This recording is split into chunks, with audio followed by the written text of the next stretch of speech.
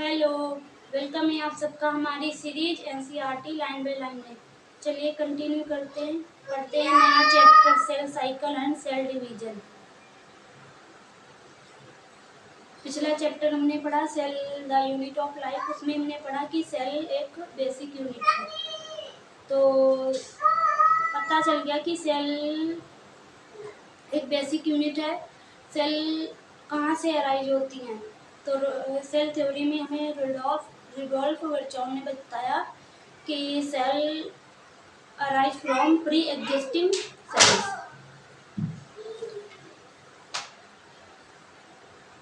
Cell 95% cell preparatory phase में होती है और 5% में डिवाइड करती है।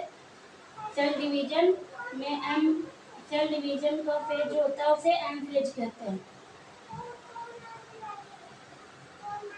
Are you aware that all organisms, even the largest, start their life from a single cell? चाहे जितना बड़ा ऑर्गेनिज्म हो वो स्टार्ट होता है एक सिंगल सेल से। You may wonder how a single cell then goes on to form such large organism. एक सिंगल सेल से एक लार्ज ऑर्गेनिज्म बन जाता है। Growth and reproduction. Cell division का मतलब होता है growth and reproduction are characteristic of cell, indeed of all living organism.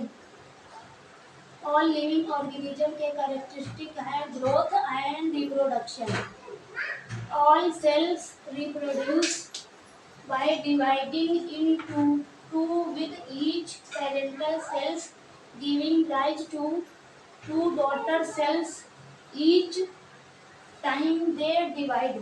कितनी कॉम्प्लिकेटेड लाइन लिखी हुई। इसका मतलब ये कि एक पेरेंटल सेल से दो डॉटर सेल्स बनती हैं। दो डॉटर सेल से ये दोनों भी डिवाइड करती है तो 4 हो जाती है। 4 से 8 ऐसे बनती है हमारी cell population.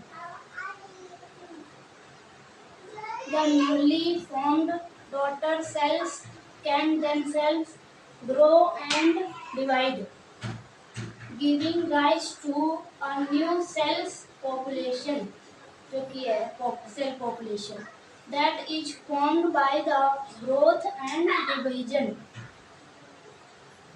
of a single parental cells and its progeny। Single parental cell से इतनी सारी प्रोजनी बन जाती है।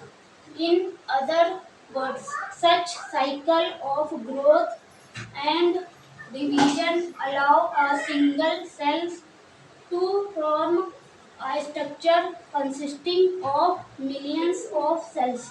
एक सिंगल सेल से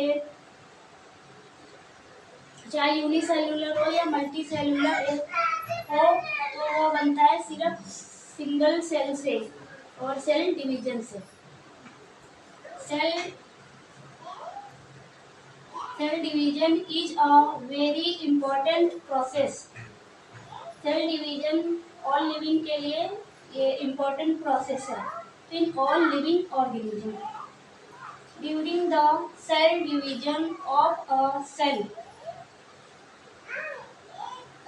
डीएनए रेप्लिकेशन सेल डिवीजन के टाइम पे क्या होता है? DNA replication and cell growth also takes place.